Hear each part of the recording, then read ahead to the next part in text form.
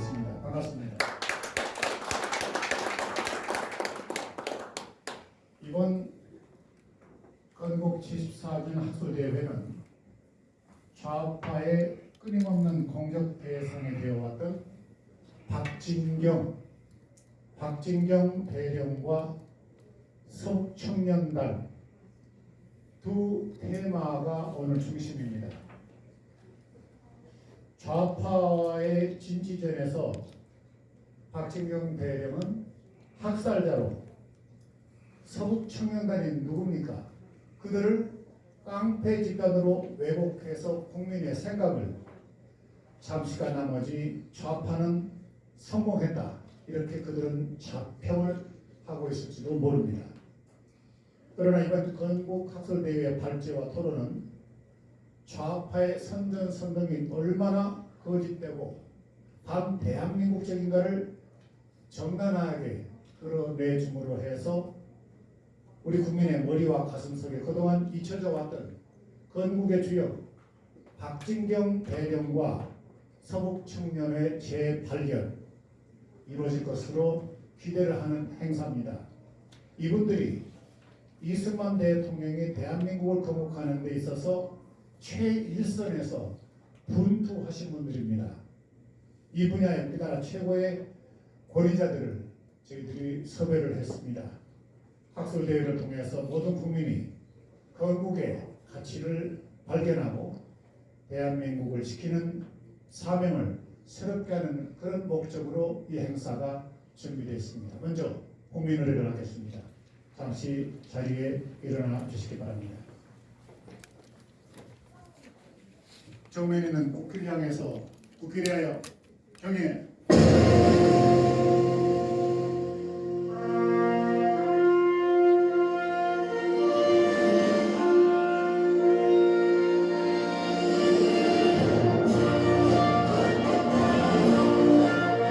나는 자랑스러운 희국기 앞에 자유롭고 정의로운 대한민국의 무궁한 영광을 위하여 충성을 다할 것을 굳게 다짐합니다.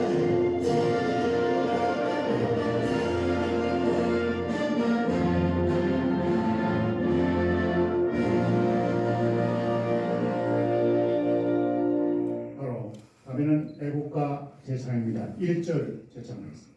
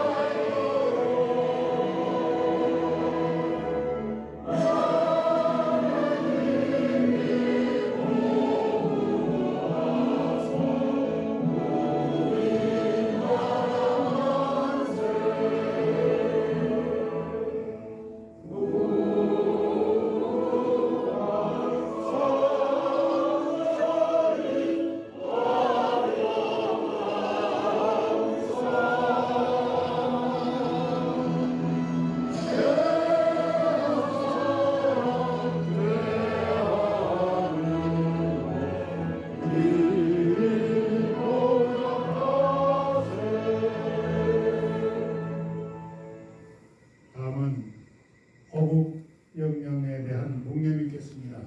일동 묵념.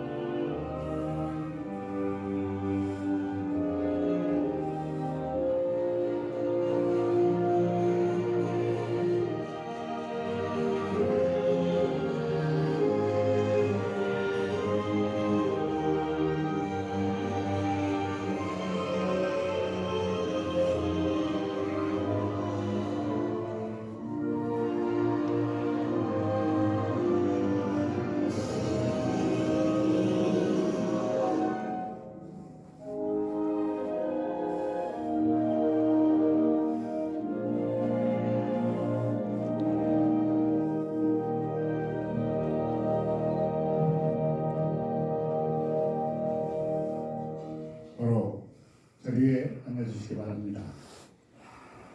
오늘 순서를 맡으신 분은 학자분들, 순서 맡으실 때는 마스크를 벗어 주시기 바랍니다.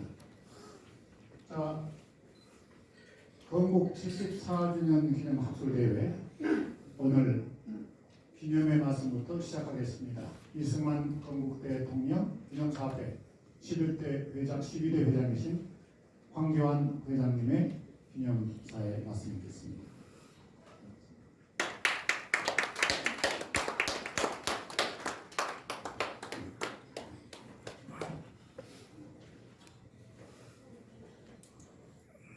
반갑습니다. 분주하신 중에도 이렇게 자리를 함께 해주셔서 대단히 고맙게 생각을 합니다.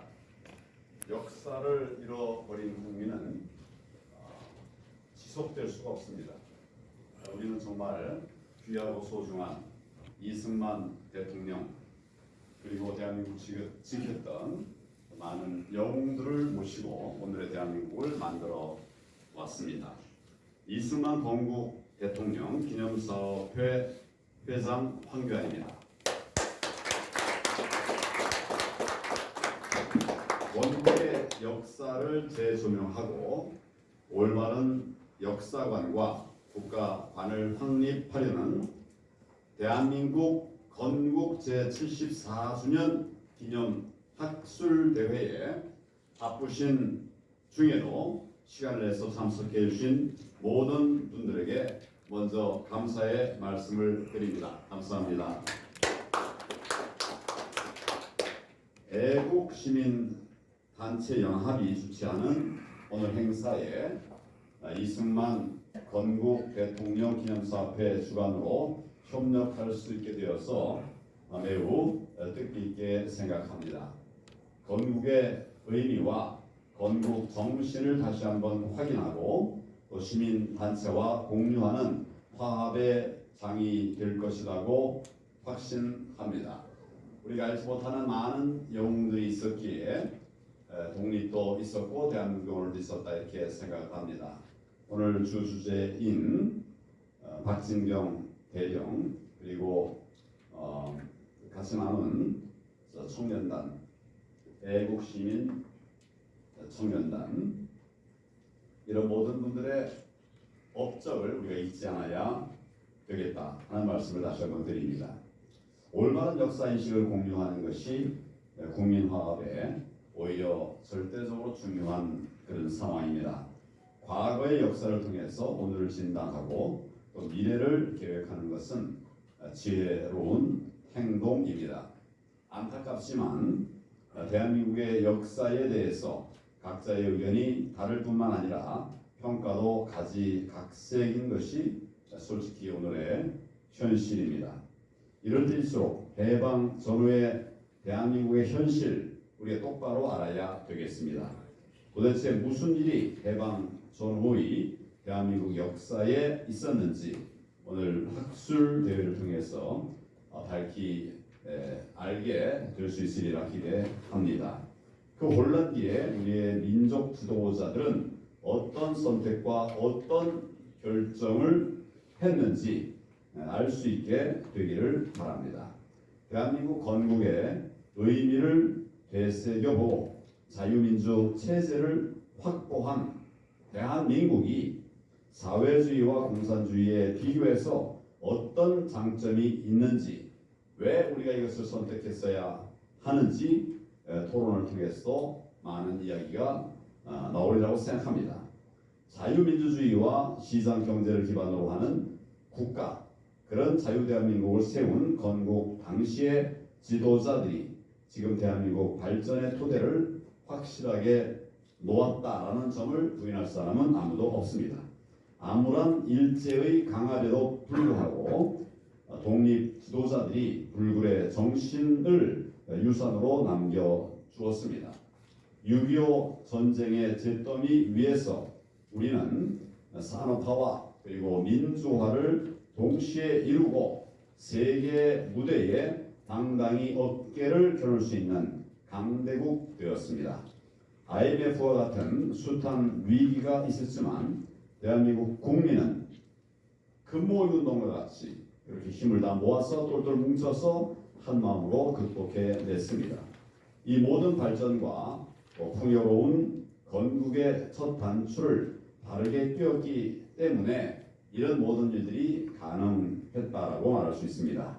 그 중요한 건국의 주역들, 건국 정신, 그리고 건국의 과정과 완성을 체계적이고 학문적인 연구를 통해서 정립하는 것은 매우 중요한 의미가 있다고 생각합니다.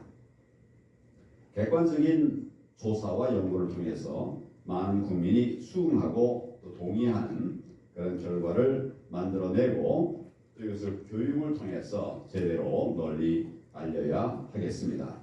대한민국 국민은 그동안 위대한 역사를 만들어 왔습니다.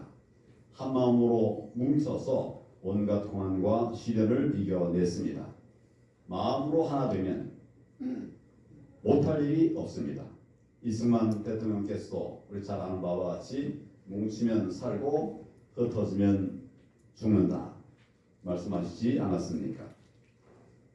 새롭게 출범한 윤석열 정부에서도 국민의 마음을 하나로 묶는 하나 되는 것이 매우 중요한 과제입니다. 오늘 한 번의 학술 대회로 모든 것을 다 해결할 수는 없을 것입니다. 그러나 올바른 지도들이 하나하나 모여서 결국은 커다란 성과를 만들어낼 수 있습니다. 오늘 발제와 토론을 맡으신 분들과 또 참석하신 여러분 모두가 대한민국의 역사를 바로 세워나간다고 하는 사명감으로 오늘 학술대회에 참석해 주신 것으로 생각합니다. 준비하신 모든 분들 정말 수고 많으셨습니다. 이 귀한 포럼이 그래서 한번 지나가고 마는 것이 아니라 지난 정권에서 무너졌던 대한민국을 다시 한번 새롭게 하는 그런 계기가 되기를 기대합니다. 감사합니다.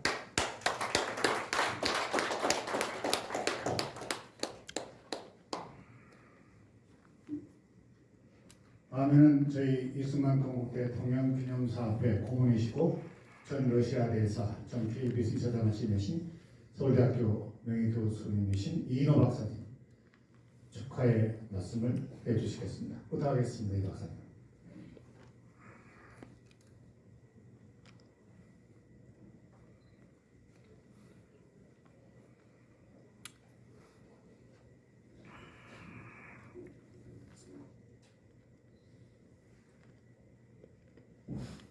안녕하십니까.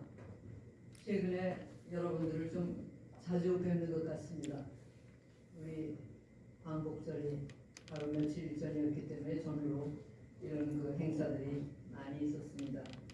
오늘은 사실 저는 그 축사라기보다는 조금 아프게 들리는 말씀을 좀 할까 그런 생각합니다. 오늘은 아까 사무총장님께서 소개하셨듯이 큰 공로를 세웠지만 잘 알려지지 않은 그 인물들을 조명하는 정말 이 학술적인 의미가 있는 그 행사이지만은 제가 오는 게 이런 생각을 했습니다. 지난 5년간 그 문재인 정권 기간 동안에 우리는 사실 너무도 명명백백한 사실을 특히 저같이 나이 먹은 사람들한테는 이미 국민학교 때 다 알고 있었던 그런 그 사실들을 마치 이 논쟁의 대상이 될 것 같이 이 반대한민국적인 그 세력이 그걸 만들어 놓는데 우리들 휘말려서 너무도 자명한 거를 다시 증명하기 위해서 너무 많은 정력과 시간을 낭비하지 않았느냐 그런 생각이 듭니다. 물론 우리가 서 있는 이 땅이 꺼질 때 우리 가만히 있을 수 없고 그게 아니라고 그걸 공합을 해야 되기는 하지만은 뭔가 우리가 전략적으로 움직이지를 못하고 저들이 그 파놓은 함정에 빠져서 허우적거리는 동안에 사실 우리가 정말 해야 할 일들을 못하지 않았냐 그런 생각이 들었습니다. 그래서 오늘 저는 여기 오면서 생각한 게 이 대한민국의 그 애국 세력도 이제는 좀 전략적인 이 사고를 해서 안에서 일을 분담해야 되지 않느냐 이런 그 생각을 심각하게 했습니다.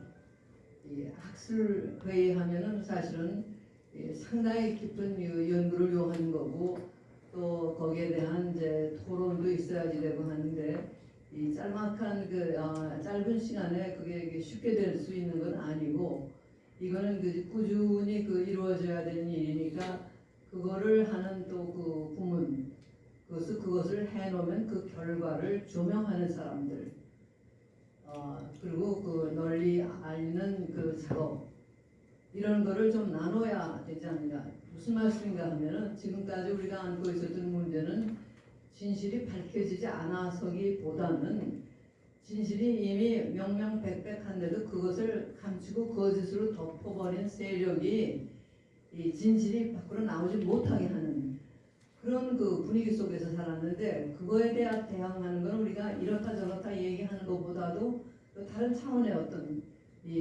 전략이 필요한 거 아니냐 이런 말씀입니다. 즉 하얀 거를 굳이 흰 게 아니고 검었다고 주장하는 사람 나는 그 희다고 내 눈에는 보이지 않는다. 그러면 아무리 하얗다고 반복을 해도 소용이 없는 일입니다. 바로 그런 면에서 제가 이 이승만 기념사업회의 이 활동 가운데 여러 가지가 있겠지만은 정말 이 이승만 기념사업이라는 게 어떤 이승만이라는 개인을 위한 것이 아니라 대한민국 바로 세우기 위한 바로 그 사업이기 때문에 그런 면에서 뜻을 같이 하는 분들이 정말 전략적으로 움직여서 우리가 별로 많지 않은 인력이나 이 재력이라든가 이 자원을 효율적으로 활용을 하는 그런 이 전략 세우는 어떤 토론의 장이랄까 그런 게 더 있었으면 그런 생각을 했습니다. 제가 조금 뚱딴지 같은 얘기로 오늘 이 자리에 축사보다는 조금 이상한 얘기를 했습니다. 저는 우리가 하는 일의 목적이 보다 효율적으로 달성되기 위해서 이런 말씀을 드리는 것 용서해 주시고 오늘 또 이 발표를 열심히 준비하시는 분들은 또 그분들이 아주 중요한 것을 우리에게 일깨워 주실 걸로 압니다. 그래서 이것이 그냥 여기서 끝나지 않고 그분들이 발표한 것이 어떻게 널리 지식으로 또 정치적인 힘으로 확산될 수 있는가 그런 것까지 우리가 생각해야 된다는 것으로 그것을 강조하는 것으로 제 축하의 말씀을 대신하겠습니다. 감사합니다. 이승만 대통령을 설명하게 될 인재양성 프로그램의 장학생으로 부산에서 8명이 1차 장학생 선발 인재양성 프로그램에 서울에서 8명 그래서 오늘 회장님께서 직접 이승만 회원 지정서와 동시에 전달하겠습니다. 고맙습니다. 이승만 회원 지정서 박진우 회원번호 803호 위아를 이승만 회원 제 803호 회원으로 지정합니다.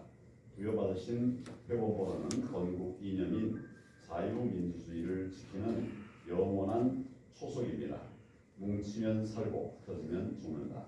이승만 건국 대통령 기념사업회 회장 황교안.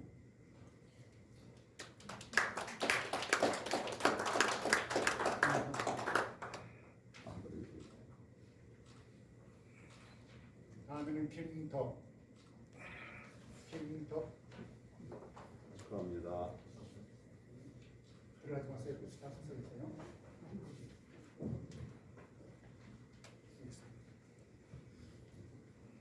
고맙습니다.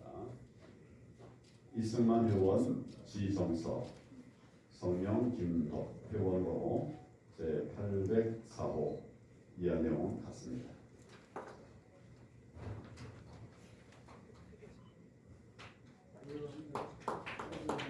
김서각. 가운데.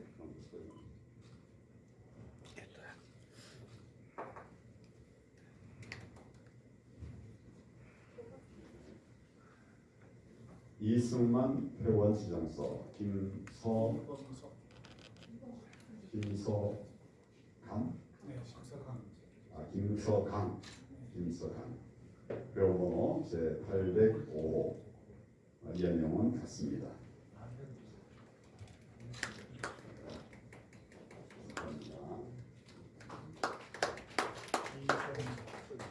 가운데 보세요.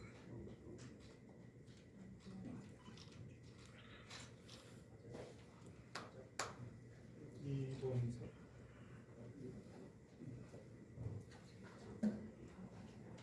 이승만 회원 지정서 성명 이범석 회원번호 제 809. 이한 내용은 같습니다.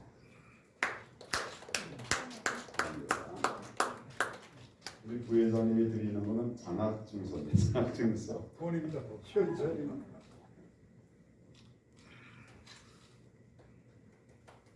구애은. 뭘 주고 있나 궁금해하실 것 같아서 이 말씀을 드렸습니다. 이승만 회원 지정서 성명 유예은 회원번호 제 815. 예. 축하합니다.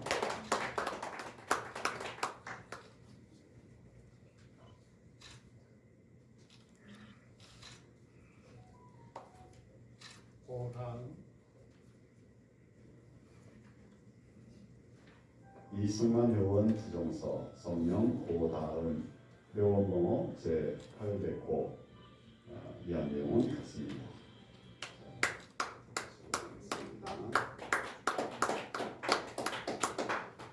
가운데 보세요.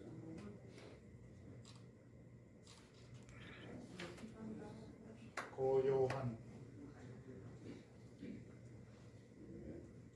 이승만 회원 지정서 성명 고요한 회원번호 제 801호. 이한 내용은 같습니다.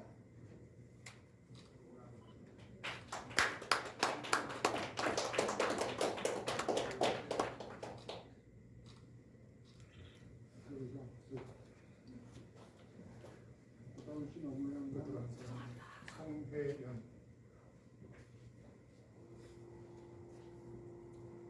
이승만 회원 지정서 성명 송혜연 회원번호 제 802호.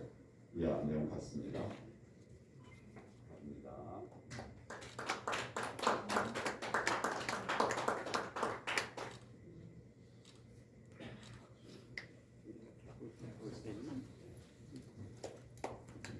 애들 나와요? 네. 아, 네, 찍습니다. 하나, 둘, 셋. 다큐와 탐나의 봄 예고편입니다. 제주 4선 그 다음입니다.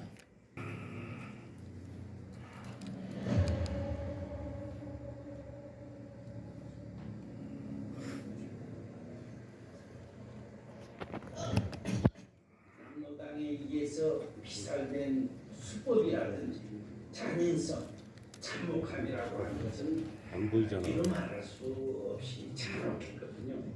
우리 어머니 알려주는 막 모여가니까 이 숫자로 이미 막 들어오니까 몇년 고생했죠 어머니가.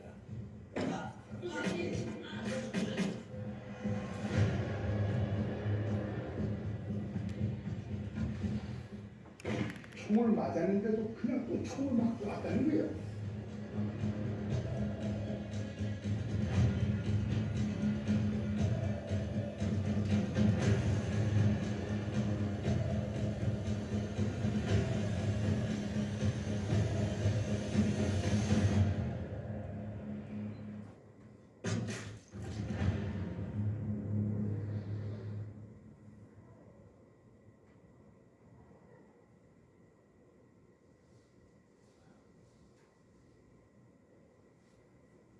우리 박 교수님 박수로 맞이하겠습니다.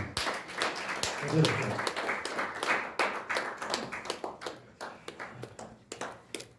올라가시죠.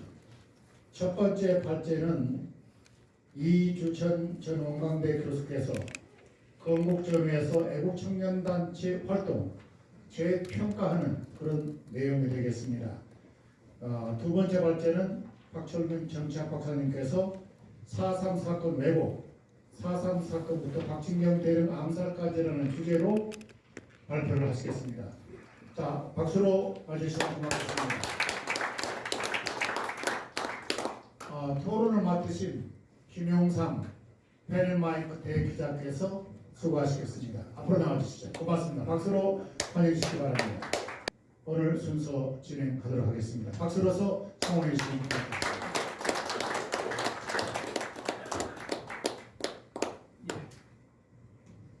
본격적으로 우리 학술대회 사회를 맡은 박인환 변호사입니다.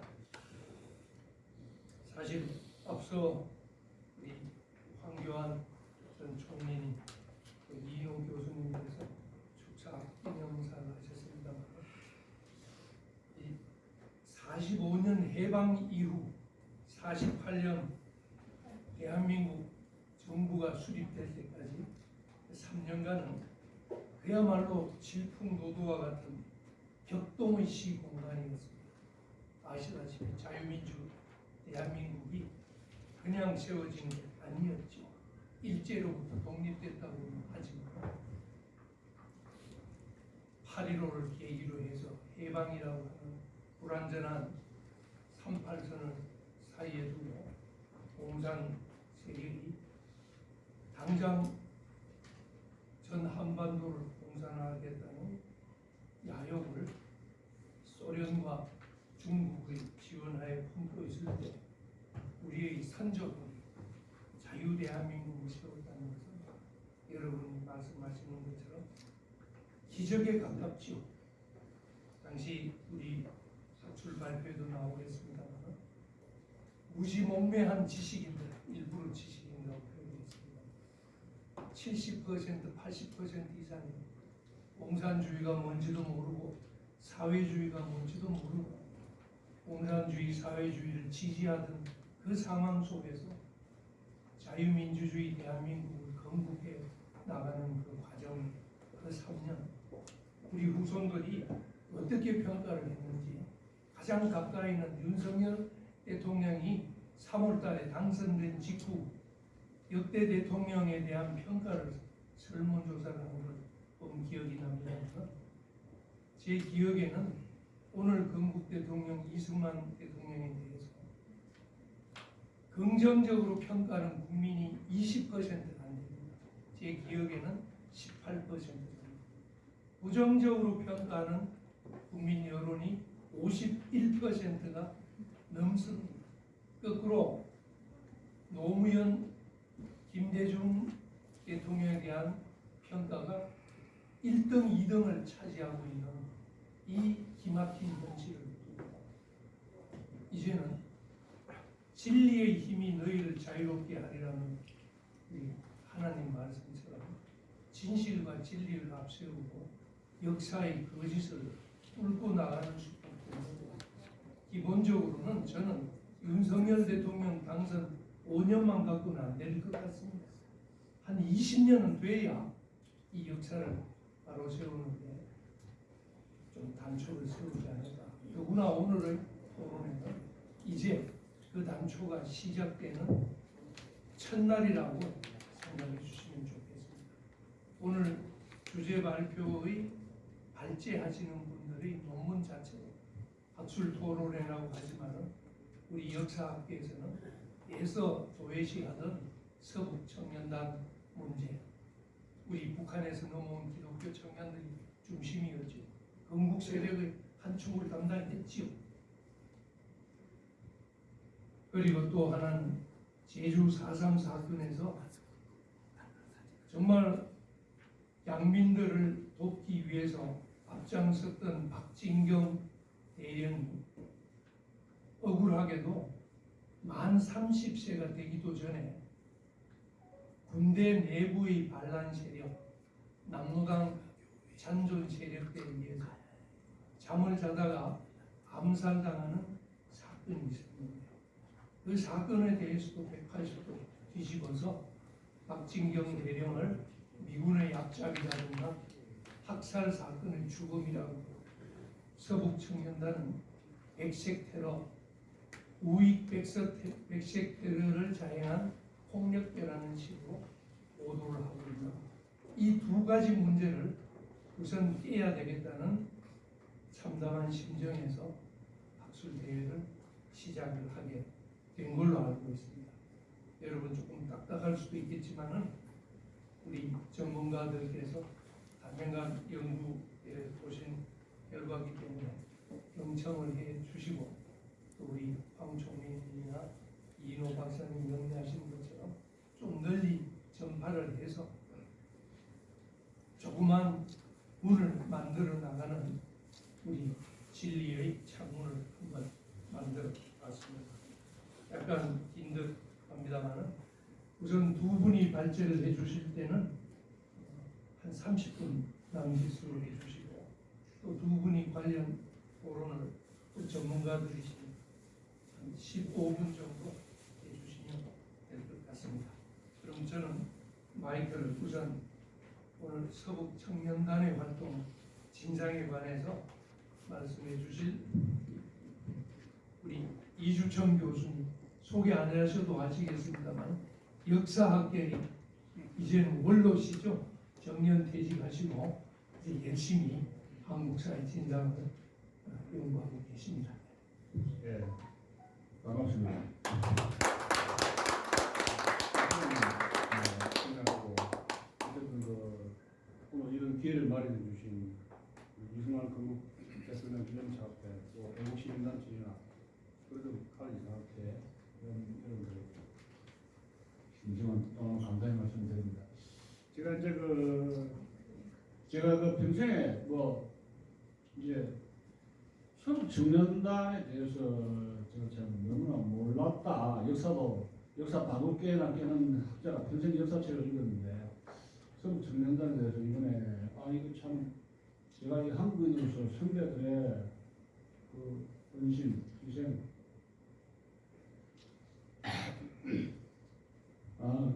너무 몰랐다. 막 그렇게 생각하게 됩니다. 제가 이제 서북 청년단을 하게 된 이유는 다른 단체들이 많습니다. 6, 7개 되는데 그 중에서 가장 활동이 뛰어나고 앞장섰던 후국과 건국의 행동대 역할을 했던 서북 청년단을 제가 뽑았습니다. 서북 청년단이 아니면 건국을 제대로 했겠느냐? 오늘날 70년대 대한민국이 존재했겠느냐? 이런 생각을 굉장히 많이 하게 돼요. 그래서 이건 해야 되겠다. 그런 생각을 했고요. 제가 밖에 나가서 제가 지금 41페이지 써버렸는데 이걸 다 읽다 보면 30분이 아니라 1시간이 모자랄 것 같으니까 약간 제가 앞에 나가서 이걸 PPT 파워를 하면서 설명을 좀 빨리 좀 드리겠습니다.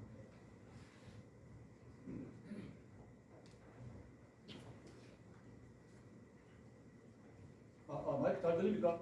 네. 잘 들리죠? 예. 이제 분량이 좀 많으니까 조금 빨리 넘어가보겠습니다. 예. 목차가 지금 이렇게 되어 있습니다. 보통 목차 한 3개, 4꼭지 정도 될 것 같은데 분량이 많아가지고 8개 총 이렇게 됩니다. 남북 분단, 월남, 또 창설되는 또 지역투쟁지 사선폭동, 대한청년단으로 통합 연결되고 6.25 이렇게 연결됩니다. 손진 씨가 쓴 서북 청년회가 겪은 건국과 6.25를 제가 보고 많은 감동을 얻었습니다만 이 경남 지부를 해가지고 서청의 멤버 중에 한 분이었습니다. 서북 청년은 해방의 좌익들과 싸워서 대한민국을 세우는데 모든 것을 바쳤고 목숨을 바친 것이죠. 6.25 때는 북한군의 남침에 대항해서 대한민국을 지키는데 모든 걸 바쳤다. 이 서청이 제가 보면 남침 1년, 2년 전에 군대 입대한 겁니다. 군대 범위에 나면서. 그러니까 완전히 대박이 되어버린 겁니다. 누구도 공산주의에 대해서 침략에 대해서 이 꿈을 꾸고 있는데 지금처럼 이거 안 된다. 6.25 남침 김일성 쳐들어온다고 대북 첩보를 해가지고 무수하게 이야기했습니다. 신승무 국방장관에게도 그렇고 올렸는데 어쨌습니까?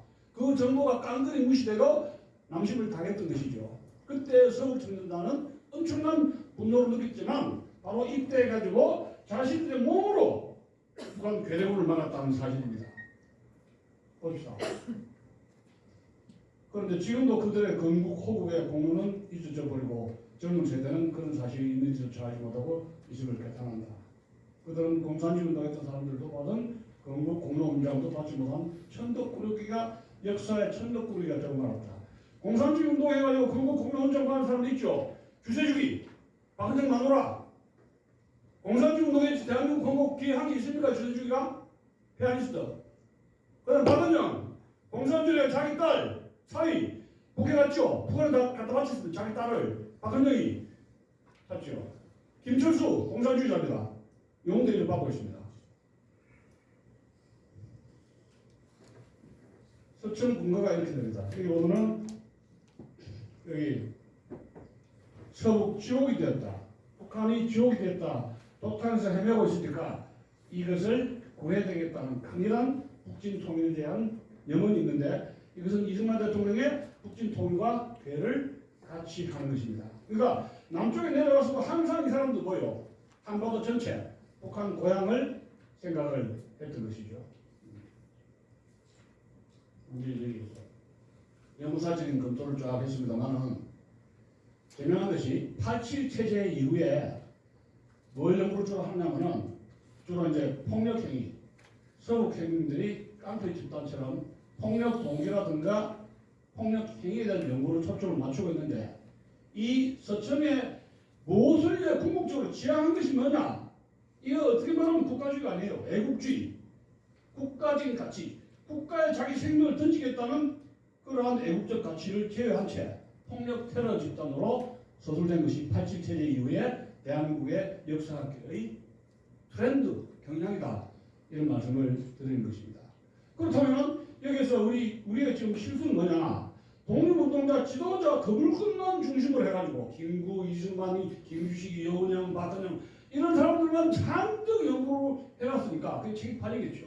그러나 이 중간급들, 이 고생한 사람들, 청년 단원들의 그 대장들이라든가 중대장급들의 연구가 역사적 연구가 대단히 소홀했다 하는 점을 말씀을 드리는 것입니다.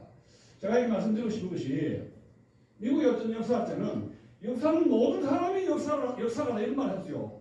그러니까 100명의 우리 모든 사람 역사를 다 자기 주관을 가지고 있는데 역사 연구에서 우리가 큰 착각이 뭐냐면 역사 연구는 두 가지 뷰의 캐릭터인데 지금의 역사적 지금의 현재성이죠. 과거를 바라보는 현재성, 역사적 미닝과 과거 당시로 돌아가서 어떤 팩트를 과거의 그 당시의 상황, 시츄에이션이죠. 그런 것을 잘 대화를 해줘야 됩니다.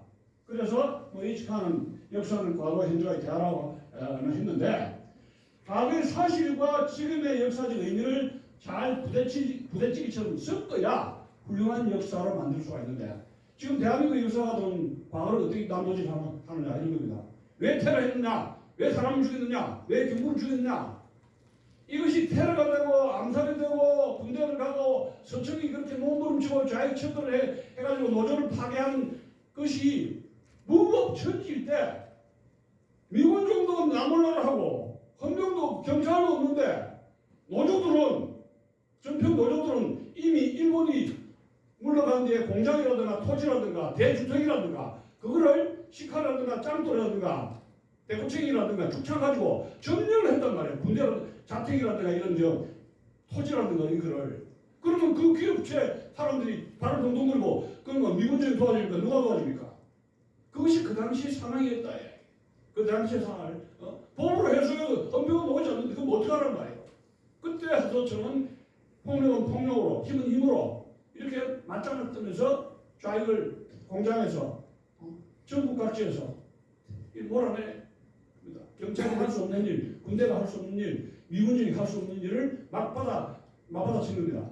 이 당시에 지금이 휴먼 라이트 국가인권위원회가 할 때 이거 큰일 났다. 그렇게 단순하게 이거 잘못된 게 아니냐 이렇게 할 수 있는 일이 아닌 것이 바로 그 당시의 정황으로 한다는 사실이 가야 된다는 것이 대단히 중요하다는 겁니다. 그래서 세 가지 특징이죠. 자유공산에 남한시대에서 척결했고 건국의 전리대 또 6.25 호국의 감성 이 세 가지 역할을 했는데 서청이 없었다면은 지금 아마 벌써 대한민국 남쪽에서는 지금도 남한에서 판문점에서 두 사람을 어묵으로 갖다 쳐넣어가지고 간접 살인을 경찰이 했는데 통째로 대한민국을 갖다 바치는 세력이 눈에 뻔히 있는데 이 대한민국에 북한 갖다 바치는 세력이 뭡니까? 더 기승을 부리지 않는가 이런 생각을 해볼 수가 있는 거예요. 자, 미국의 38선 원전에 대한 이야기가 나옵니다만 결국은 소련이 신속하게 한반도를 진주를 하니까 지금 우리나라 남한 38 한국에 들어오는 진공 속도가 2주 내지 3주 미군적에 의해서 빨랐지 않습니까? 그런 상태에서 38선이 분단이 되고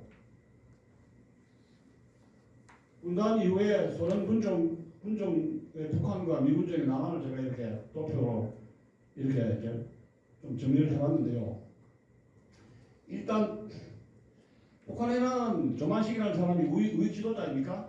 그게 굉장히 영향을 가지고 있었고 남한은 뭐 별의별 여운형, 박헌영, 이승만, 김구시, 백남훈 지금의 우리나라의 우파 좌파에 분열됐듯이 우파는 우파대로 좌파는 좌파대로 굉장히 분열상을 보이고 있었고 북한에는 이 일제시대 때 공산당 뿌리 약합니다. 평양 쪽에는 기독교 세력이 강한 반면에 공산당 뿌리가 약한데 온건한 항의운동이 있었습니다. 온건한 항의운동. 북한에 그게 전통이었고 남한에는 조공이라든가 조선공산당을 해가지고 박헌영이가 광주에서 벽돌공장하는 위장을 해가지고 그렇게 하면서 조선공산당 공산당의 뿌리가 굉장히 남쪽 서울 쪽으로 해서 깊었던 것이고 그래서 제가 쭉 이렇게 했는데 핵심 뭐냐면 소련 군정은 신라 통치를 통해서 다단계 공산화 전략을 통해서 북한을 중국 공산화를 위한 기주로 했고 또 하나 목적은 한반도 미주기를 통해서 착착착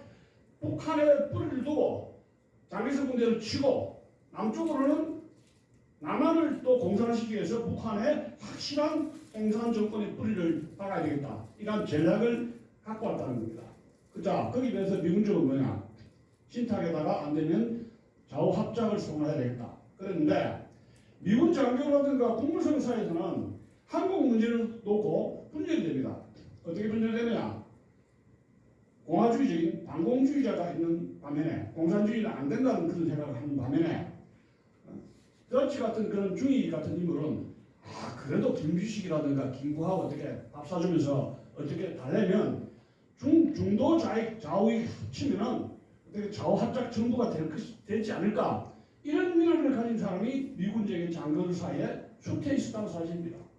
그래서 반공주의자와 자유주의자가 혼재되었고 이 소련은 로마노프 사령부를 중국인을 통해 가지고 확실히 북한 먼저 공산국가를 만들어서 미국 내려가야겠다는 통일된 전략을 가지고 있었고 그리고 그래서 소련 군정의 지시하에 이 북조선 임시인민위원회 조직에 국외화되고 그다음에 북조선 인민위원회를 만들어주고 도시군 인민이 선거를 하게 되고 김일성이가 해결을 찾게 되죠.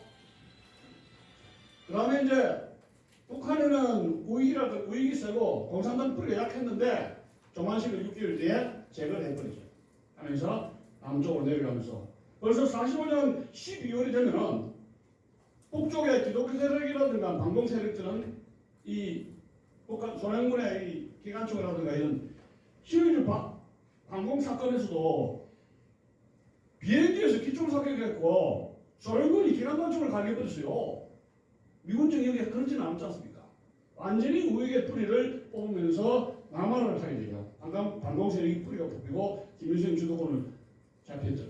그러나 여기서는 여기 대충 설명하면 제가 글자로 보고 마시겠습니다만 치안 유지에 벌써 국방 경비대 남로당이 40% 남로당이 벌써 40%가 넘는다 이게 남로당이 우리나라 국군의 전신인데 그다음에 많은 사건이 여기 있으면 여기 보세요.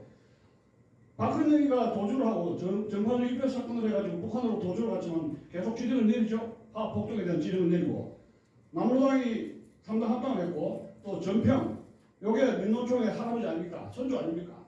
그 다음에 또 민주주의 전선에서 전국적인 노동자라든가 좌익의 뿌리를 거쳐서 이 건국준비위원회 후계자로 해가지고 여러 가지 암세포처럼 지금 대한민국처럼 암세포로 전국 곳곳에 지금 우리나라 좌익들이 방송이라든가 언론이라든가 군대라든가 정보기관 이거 안 바뀐 데 없지 않습니까?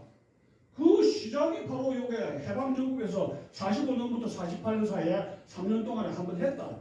이게 한번 뿌리 박혔는데 지금의 자익들은 남로당의 후예나 가족이든지 할아버지든지 친척이든지 그 사상적인 계보를 받든지 북한에 가서 잠수정 타고 미군 교육을 받았든지 어쨌든 간에 그 계보는 남로당으로 통한다 이게. 그리고 우리나라의 분단국가에서 70년 동안에 좌익과 우익 공산주의의 대결이 끝났느냐? 절대 안 끝났다 얘기죠. 자, 그래서 쭉 얘기 나옵니다만은 결국 이거 핵심인데 48년이 되면서 50총 선거 반대 투쟁하고 제주 사상 발언, 여성 발언이 일어나면서 이러한 것이 결국 남로당이 북한에 간 박근혜와 연계가 되면서 대한민국의 건국을 방해한 거 아닙니까? 실제로 이런 것이죠. 어떤 애가 엄마의 자궁 속에서 나와서 막 나오려 하는데 강도가 돌았습니다. 그러면 그 엄마가 강도가 돌아가지고 이 모아를 해치려 하는데 막 나오면 해치려 하는데 권총이든지 뭐든지 극렬 저항을 해야 되는 거 아닙니까? 임신한 동물의 세계를 보면은 임신을 한 암개들이 굉장히 신경이 그 식hin장이 강화되죠. 굉장히 호전적이고 접근을 못하게 합니다. 이게 호랑이라든지 뭐든지 암개들이 그건 뭐예요? 생존에 대한 본능이죠. 지금 대한민국이 막 48년에 해가지고 막 자궁 속에서 나오려 하는데 강도라든가 붉은 깡패들이 너 나오면 안 돼. 태아를 다시 자궁으로 밀어 넣는다면 그걸 갖다가 그 도둑놈을 적색분자를 예예 하고 다시 자궁으로 밀어 넣어야 됩니까? 그 시기예요. 그런데 밀어 넣은 것이 폭력을 쏟는 게 뭘 쏟나? 내가 살아야 되는데 무슨 폭력이건지 뭐지 그런 말을 나와야 돼.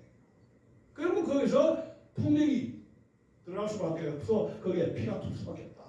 그 앞장서서 너 안 된다 해서 붉은 깡패를 때려잡은 것이 누구예요? 그게 서청이에요. 간단하게 이야기하면 그겁니다. 그때는 법이 통하지 않는 때입니다. 제가 어릴 때 이야기지만 깡패라든가 길거리에 그 중업패들 그것 때문에 패고 누가 다쳐도 경찰이 오지도 않아요. 그 시대에 그랬어요. 치안이 완전히 무법천지인데 일본이 물러가면서 치안이라든가 권력이 질서가 완전히 공백 상태였는데 미군이 한번 생각해봅시다. 말도 안 통하는데 병력도 부족하죠. 경찰 병력도 부족한 데다가 그걸 썼는데 그걸 친일파다 뭐다 해가지고 그 비용도 많이 못 쓰죠. 군대는 없죠. 군대는 북한은 벌써 만들었습니다. 우리보다 훨씬 군대를 빨리 만들었고 북한은 이미 46년부터 47년 사이에 위원회라는 그런 핑계를 해가지고 국가 구성을 맞추고 투표도 하고 군대도 만들고 토지 개혁도 하고 모든 걸 국유화해가지고 김일성의 손아귀에 북한의 토지라든가 기업체라든가 그런 걸 다 접수하도록 만들었습니다. 실제로 김일성이는 친일파라 해가지고 일본 사람이 물러간 그 대저택을 강탈을 했다는 거예요. 제 자료를 보니까. 그런 상황이었습니다. 근데 남한에서 미군들은 그 법치주의라든가 이런 점잖게 좌우익 같이 치안주의적으로 이렇게 생각을 하다 보니까 우리 남로당이 폭동할 수 있는 여건이 훨씬 더 잘 갖춰졌던 것이죠. 서북 청년단들의 남한의 정착이 이렇게 나오고 있습니다만은 서울 인천 중심으로 했지만 전국으로 흩어져서 처음에 천막 생활을 했는데 제일 안심한 것이 바로 한경지 목사가 있었던 교회를 구성을 해서 이루었고 처음엔 주로 이제 경호를 써가지고 그래서 이제 풀칠하는 정도로 했습니다. 살아가는 과정은 미군정의 그 구호물자를 배급받고 기업인이라든가 정치인들 구호를 받았던 것이죠. 자 여기서 6명, 7개 단체에 남한 우익 단체들의 건국 투쟁한 것이 여기 쭉 나옵니다만 이 7개 많은 청년단들이 있지만은 이 중에서 가장 앞서서 건국과 호국 투쟁에 앞장섰던 것이 바로 서북 청년회다 이렇게 말씀을 드릴 수가 있습니다. 서청의 특징이 철저한 반공사상인데 남한에서는 그 당시에 공산주의가 좋다, 사회주의가 좋다 하는 것이 46년, 47년에 미군적인 여론조사를 했어요. 그런데 사회주의가 뭐가 나쁘냐? 공산주의가 뭐가 나쁘냐? 그렇게 했는데 왜냐면 공산주의가 안 지켜봤잖아요. 근데 서청에서 서북 청년단이 내려가지고 공산주의는 절대 안 된다. 그렇게 자꾸 이야기를 하니까 아 이거 그런가 보다. 이 방공 교육을 시킨 거예요. 서청이. 누가 그런 교육을 시킵니까? 제가 그때 그런 교육 누가 지식인들이 교육 시킬 수 있습니까? 서청이 자원해가지고 한 것이죠. 왜? 그 사람들도 한 명이 학교 다니다고 왔지 않습니까? 그 다음에 합숙생활에 공동체를 지어가지고 그 다음에 이게 좀 특징적인데 철저한 보복입니다. 폭력에는 폭력으로 난파가 칩니다. 지금 여러분 솔직하게 얘기하지만 저 민노총, 저 종교조 폭력 있을 때 그거 어찌할 겁니까? 아니 법을 어기도 그 경찰이 지금 수사합니까? 문재인 적폐청산 수사 안 하고 있잖아요. 그냥 하지. 지금 경찰이 그래요. 이 당시에는 어떻습니까? 더 하다는 말이에요. 사람이 밤에 죽어나가도 경찰이 모릅니다. 폭력으로 죽어나가도 미군적이라든가 그런지 몰라요. 그런 시절이었습니다. 주먹패, 그러니까 이렇게 주먹패 이 실화손이 이런 그러나 일제시대 때에 이 단순한 깡패 통일 집단이 아니고 이 주먹에 의식이 있는 거죠. 의로운 일을 위해서 못된 놈들, 좌익들, 행패 부린 인간들 이걸 때려 부신다. 이 자기의 폭력을 정의로운 일에 썼다는 것이죠. 근데 깡패는 그렇지 않지 않습니까? 의식이 없지 않습니까? 그런 점이 큰 차이가 있어요. 서청의 활동상에 대해서 제가 정리를 해봤습니다는 김일성 암살 추진, 북한 실정 폭로하게 했는데 좌익이 제일 겁을 내고 진절미를 내는 것이 북한 실정 폭로 강의입니다. 왜? 북한 실정을 폭로하게 되면 남로당원들이 자기가 남한에서 자기가 버틸 자리가 없지 않습니까? 네? 제일 싫어했다. 3.8선 철편운동도 있고 반송왕복운동, 좌익노조 파업분쇄, 일제적산 기업, 노조 몰수를 했습니다. 이런 나는 활동을 했습니다. 미군정과의 관계는 처음엔 적대 관계였다가 나중에는 협조 체제로 돌아서면서 요게 이제 미군 쪽이 서청이 좀 필요하다고 생각하는 것이 46년 10월 1일 대구 폭동이 분기점이 되었다고 이야기하고 있습니다. 왜냐? 아무래도 미군정 가지고는 이 좌익들 남동 지금 이제 소련하고 미소공동위원회에서 소련 대표들하고 대화를 해보니까 이거 안 되겠다는 이야기예요. 대화가 안 돼, 공산주의자들하고. 그리고 이 유럽에서는 중국이라든가 동부 유럽에서는 미군정의 만행이라든가 괴뢰 정부를 들어서가지고 그 문제점이 지금 우크라이나 전쟁처럼 소련 러시아군의 만행이 나오듯이 자꾸 접수가 되는 거예요. 그래서 소련과는 같이 갈 수 없다 하면서 이제 냉전 체제가 형성이 되는데 특히 국내의 자익 척결, 치안 보조, 대북 첩보는 미군정이 부족한 부분을 메꿔야겠다. 그렇게 해가지고 이제 협조 체제가 이루어집니다. 그 당시에 경무부장 조병욱 씨가 이 해체 반대에 대해서 한 말이 여기 나와 있는데 이런 말을 했습니다. 공산체에서 부모와 형제가 행위를 해서 올라오면 그들에게 불법성이 있다. 여기 이제 폭력을 쓴 거죠. 같이 맞아. 깡피처럼 같이 폭력을 쓴 겁니다. 한민족의 자유동맹 완수하기 위한 준비기간인 미군정의 본래 임무와 사명에 어긋날 처사뿐만 아니라 국립경찰입니다. 국립경찰만으로 남한 치안을 유지할 수가 없다. 이게. 그냥 놔두면 적화될 수 있다. 그런 위험에 처하기 때문에 조경욱 씨가 회고를 보면 3번이나 하지 중장이 해체시키려 한 것을 말했다고 합니다. 서청과 기독교의 관계에서 빼놓을 수 없는 것이 한경직 목사죠.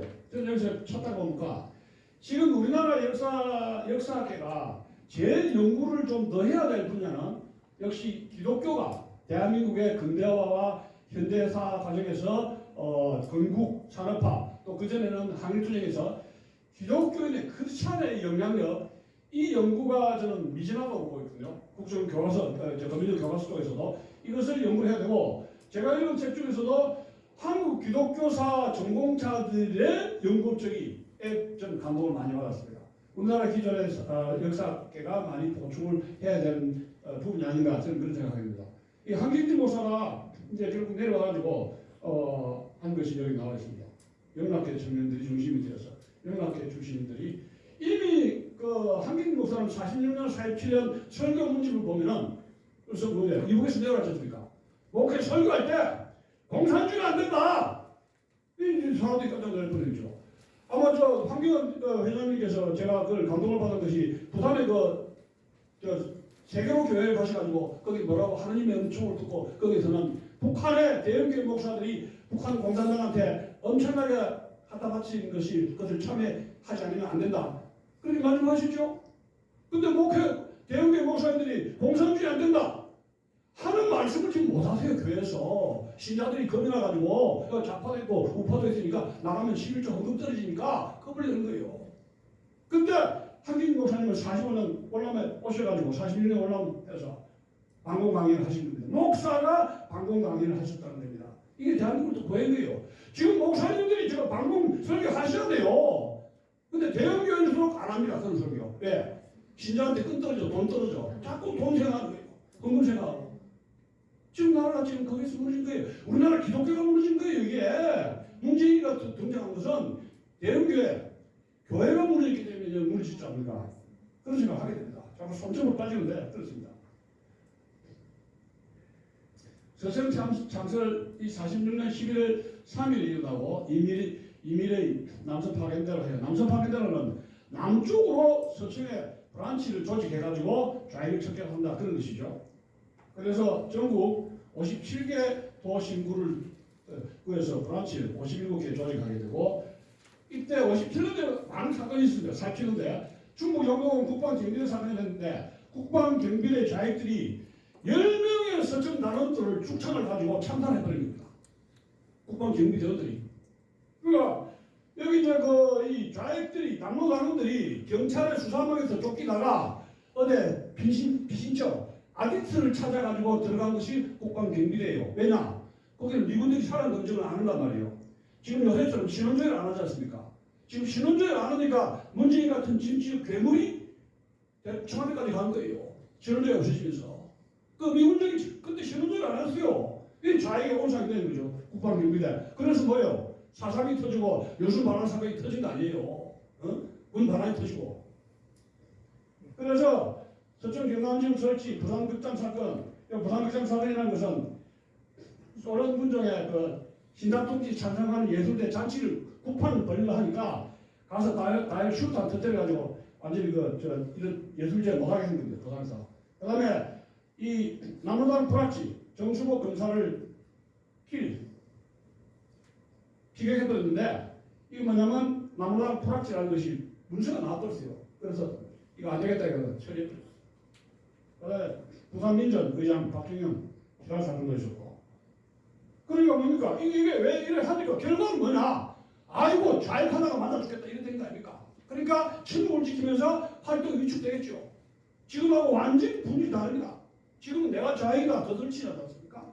근데 그것은 몽둥이가 들어가니까 이거 내가 조심해야 되겠네 이래 되는 거예요. 그럼 이거 법으로 할 수 있냐? 법과 이 문제는 서청의 문제는 법과 도덕과 국가 윤리 인권 이런 문제와 또 다른 식으로 우리가 역사를 인식해야 되지 않는가. 그 당시에 상황으로 돌아가야 되겠다. 그런 점을 뭐 잘했다는 건 아니고 도덕적으로 그렇다는 이야기예요. 역사 현상에 이해한다는 것은 저 사람이 한 것이 옳은 것이냐 도덕적으로 양심이 있느냐 진리냐 그거하고는 다르다는 이야기예요. 그래서 후기 서청에 가는데 이게 이제 서청이 분열되면서 합류파와 잔류파로 나눠지게 되고 대동청년단 아까 여기 분열된 이유는 대동청년단을 만들게 됩니다. 그래서 거기 이제 간 것이 선우기숙이고 잔류파로 남아있는 것은 문봉재 김성주입니다. 그 당시에 일어난 후기 서청은 잔류파들의 활동입니다. 대국방송 재개 오늘날 북한 방송의 시작이 옵니다. 선우기숙이 하던 것이 이제 문봉재 씨가 교대를 하게 된 것이고 대북 공작 조직하고 대북 유격대 활동을 하면서 대립 공작대에서 호래 유격대로 확대 개편했는데 이게 뭐냐면 그 당시에 산발선에서 산발선 밑에서 북한 계류군들 공기들 잡아가 소탕하는 게 하나 있고 산발선 넘어가가지고 39도선 가가지고 거기 터널 판다든가 거기에 있는 북한군하고 총질해가지고 싸움박질해가 정보 빼내고 하는 그런 것이 두 가지로 되어 있었습니다. 또 신라님 특별선동들이 오고 그랬죠. 서청의 건국운동이 이제 일어나는데 남북 협상에 대해서 대단히 현실적인 인식을 하게 됩니다. 남북 협상은 안 된다. 김구식 같이 가라고 해가지고 경부장 가가지고 김구에 북한 간다가니까 경부장 가가지고 농성을 했는데 결국은 김구가 갔죠. 그리고 49년에는 안두희 소회에서 서청형 따통해가지고 갔지 않습니까? 자, 50총선에서 이승만을 지지한 것은 서청의 현실주의적인 정치 인식이 굉장히 탁월하다는 것을 말씀을 드리는 것입니다. 제가 이게 서천을 높이 평가하는 것은 이 당시에 경찰 군대 48년 49년에 대거 경찰하고 군대에 특히 들어가게 되는데 서천이 군대를 안 가게 되면 여기 말해서 조선 경비대 좌익 척결을 누가 하겠느냐 이게. 쫄려면 쫄병끼리 쳐야 되는 거 아닙니까? 그 조선 경비대 좌익을 견제하다 보니까 딱 6개월 1년만 6개월가 터져버린 거예요. 그게 그 유명한 것이 뭐야? 그 백골부대입니다. 제 아들도 그 백골부대 있었습니다. 백골부대. 그 한신당하고 있을 때 백골부대 말이에요. 6.25 때 연전 연습했죠. 그 6.25에 전승 무패 백골부대를 앞장서가지고 북진하게 되고 서청에 군대가 없는 한국군 6.25 이거 우리 생각할 수 있겠느냐. 그래서 5기, 7기, 8기에 군에 입대하게 되는데 윤정란 씨가 쓴 한국전쟁과 기독교라는 책을 보면 5.16 주체 세력이 됐다 그런 이야기도 한 거 있습니다. 서천과 제주 4.3 사건은 제가 길게 이야기를 할 수가 없는데 왜냐하면 다른 두 번째 발표하신 우리 대실에서 좌익들이 이렇게 테러라든가 4.3 사건의 발생 원인이다 해서 4.3 진압을 강경하게 진압했다. 그 배후에는 미군정의 이승만과 조병이 있다는데 아니 4.3 제주 사건이 반환 폭동 사건인데 그 배후에 그 지시한 게 미군정 이승만 조병욱 당연한 거 아니에요? 이분들이 왜 욕을 얻어먹어야 돼요? 반환이라서 그 진압해야 되는 거 아닙니까? 그 누가 진압하고 지시를 누가 됩니까? 예? 이렇게 쓰고 있어요. 이 사람들이 책임져야 한다. 왜? 그럼 놔두란 말입니까? 그래서 미군정의 보고서를 보면 지투 보고서를 보면 47년 3.1 시위사건 이후에 제주도가 이런 상태로 지금 망가져 있다. 빨갛게 물들어 있다. 지금 대한민국 지금 현실 같아 이게. 네. 우리나라 지금 좌익 30, 중도 뭐 40, 뭐저 우익 30, 40이 되지 않습니까? 지금 저 제주도 인구 70% 좌익 정당이 동조적이거나 좌익 정당이 가담해 있을 정도로 좌익의 동고적으로 아지트다. 그런데 발포로 반감이 고조된 도민 감정을 남로당이 대중선동한다 이게.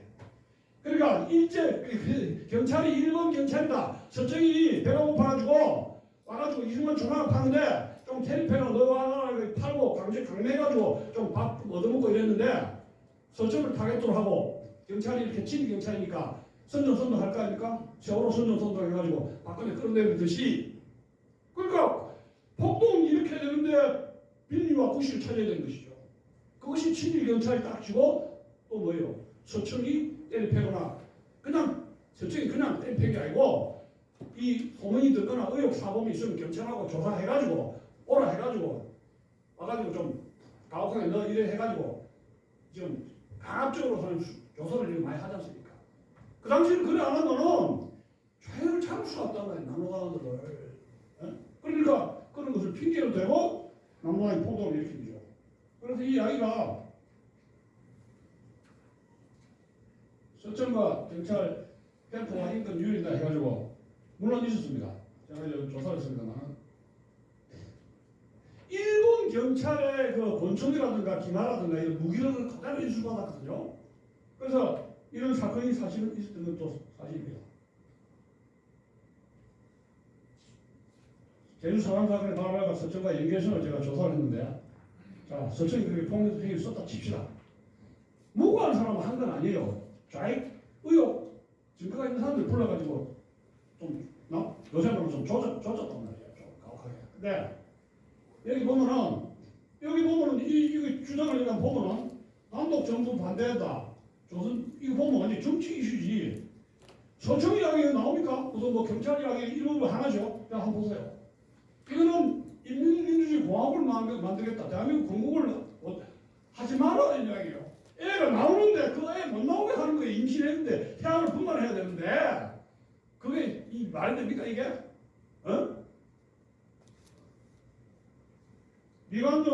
미군정의 관용 정책이 결국은 사설 사건이 이렇게 동의됐다. 저는 그렇게 생각합니다. 네. 바로 여기 문건이 이랬듯이 수사를 해가지고 다 221명 강제로 연행해가지고 증거 확보를 갖다가 쳐놨는데 그게 뭡니까? 왜 풀어줬냐 하면은 50선거에 선거율을 높이고 좀 풀어주면 또 어떻게 되겠지. 미군들이 좀 착하잖아요. 미군정들이 공산주의 몰라요. 이 태평양에서 이 일본 사람 사무라이들하고 싸움만 했지 공산주의적인 이데올로기 교육받은 사람이 누가 있겠습니까? 아무것도 몰라요. 한국말도 모르고 공산주의가 뭔지도 모르는데 이렇게 붙잡아놨는데 이걸 선거에 반영을 해가지고 좀 풀어줍니다. 이 풀어준 사람이 뭐예요? 이거 큰일 나겠네? 그 이렇게 게 사상폭동에게 이 사람들이 주동해가지고 중앙당 지령 없이 독자적으로 개정합니다. 여기서 나와 있습니다만 문건이 또 나옵니다만 이동을 해가지고 중성 내도하고 동시에 무장개혁에 관한 지시가 아울러라는 기록이 나와 있습니다. 김달사입니다. 김달사가 해주가서 서청 운동했습니까? 김달사가 해주가서 선거운동회가 보고 스탈린 만세, 김일성 만세 부른 사람이에요. 서청하고 아무 관계도 없이. 그래서 경찰과 인민에도 호소문을 이렇게 불러가면 전부 다 건국 반대 이야기입니다. 여기 서청 이야기 나옵니까? 안 나오잖아요. 이제 미군 철수하러 나오죠. 자, 여보세요. 삐어 내용을 보면 6개가 있는데 맨 마지막에 응원경찰대와 테러 집단은 즉시 철수하라. 이 많은 거는 미군 철수, 단독 선거 반대, 애국자 석방하라. 이 공산주의자 풀어달라고 그들의 무조건 애국자들 남로당 풀어주라는 얘기예요. 또 폭동하라고? 누구 마음대로? 유엔 감시도 즉시 돌아가라. 이승만 내국도단 하자. 전부 다 건국 반대고 정치적 이슈고 서청 문제, 응원경찰 문제는 6개 한 거 중에 마지막. 서청이 왜 저기서 힘들었나 이게 쭉 나옵니다. 그래서 서청이 남로당 폭동으로 불가피하게 병력 부족으로 왔다 해. 병력 부족으로. 남로당 지령사가 또 나옵니다. 그러면 지령서를 보면은 서청 지리경찰 이야기는 핑계에 불과하다는 사실입니다. 또 4.3 사건에서 이스라엘 서청에 산악과 무관한 것으로 지금 공격 대상이었는데 이 잔인한 것들이 말할 수가 없습니다. 강압, 살인, 테러, 지하 선거. 마지막에 이게 뭐예요? 김일성 장군 만세 이게 뭐예요? 이 북한하고 내통된 거 아닙니까? 대한중년단으로 통합해가 6.25 터졌는데 그 당시에 결국 이제 이 통합된 대한중년단으로 통합된 이유가 결국 여든 방한 사건이 계기가 돼가지고 서청들이 통합을 요청하고 이 교수님 좀 정리. 예, 이승만이 수락을 하면서 종료가 됐죠. 시간 나와서 안 들어가겠습니다. 예, 그래서 이렇게 됐고 군입대 해가지고 제가 말씀드렸죠. 대부분 정보가 다 했습니다. 그래서 손진의 경고성 요거만. 자, 이게 민족주의, 낭만적 민족주의를 경계하는 겁니다. 같은 민족이라 하더라도 사상과 이념이 다른 적이라는 사실이다. 북한을 퍼주면 핵무기 포기합니까? 그거 한 손 들어보십시오. 북한에 화끈한 북한 또 퍼주면은 핵무기 포기할게. 마음씨로 사람 김정은이 그런 마음씨가 좋아요? 지금 계속 대표되고 있지 않습니까? 여러분이 과제. 자, 여기서 서청을 비롯한 우리 청년단체들의 자료를 수집 정리하고 그것으로 근거하여 균형의 역사서들이 필요하다는 인식이 필요하다는 것이고 또 지금 자익들이 자익 정부가 들어선 이후부터 역사 자료를 공개를 안 하고 있어요. 5.18 유공자 합쳐서 하여튼 잘 공부를 안 하고 있어요. 이거 역사 자료 공개 요청을 해서 자익 정부가 가지고 있는 자료 독점을 이걸 풀어줘야 된다. 세 번째로는 역사 기록에서 망각된 건국 이후의 수정행들에 대한 정당한 보상을 해야 되지 않을까 그런 생각을 하게 됩니다. 끝으로 오늘날처럼 저익 대립 격파 공론이 분열되고 정당 정치가 혼미를 거듭하는 상황일수록 이를 진정하기 위해서도 건국사에 대한 올바른 정부와 국민의 자율과 각성이 필요하다는 말씀을 드리는 것입니다. 이상 마치겠습니다.